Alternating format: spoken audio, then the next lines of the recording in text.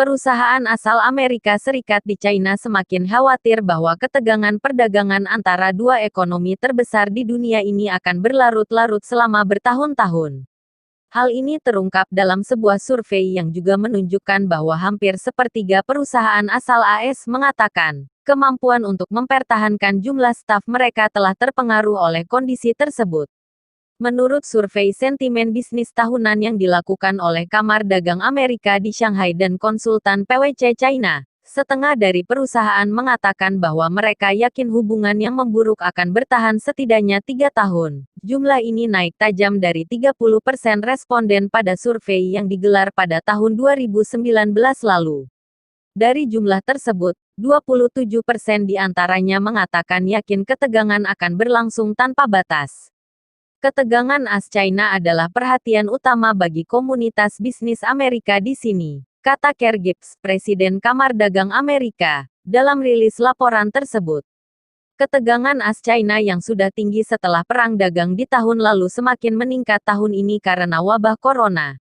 Dengan semakin dekatnya pemilihan AS, Presiden Donald Trump pada minggu ini kembali mengangkat gagasan untuk memisahkan ekonomi AS dan China, yang juga dikenal sebagai decoupling, yang menunjukkan bahwa Amerika Serikat tidak akan kehilangan uang jika negara-negara tersebut tidak lagi berbisnis dengan mereka.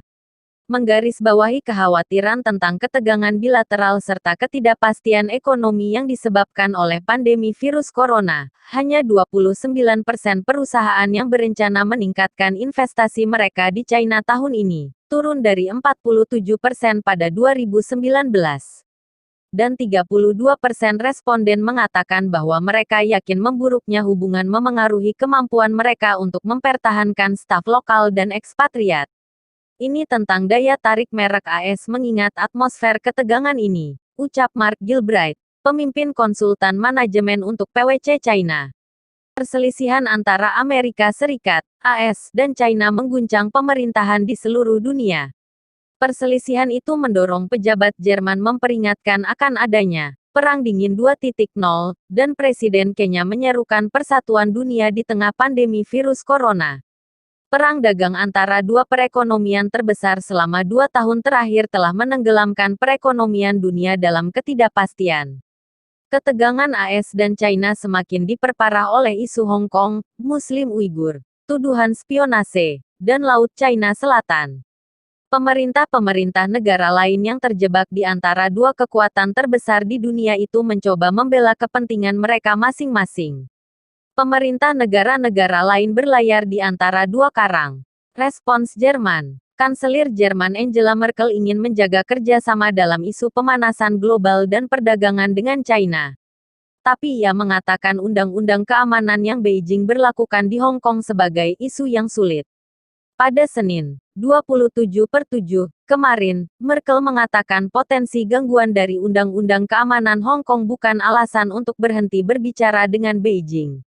Tapi Merkel mengatakan, perkembangannya cukup mengkhawatirkan. Hingga kini perekonomian terbesar di Eropa belum memastikan sikap mereka terhadap Huawei walaupun AS sudah menekan Jerman untuk mengeluarkan perusahaan China itu dari pembangunan jaringan telekomunikasi di masa depan.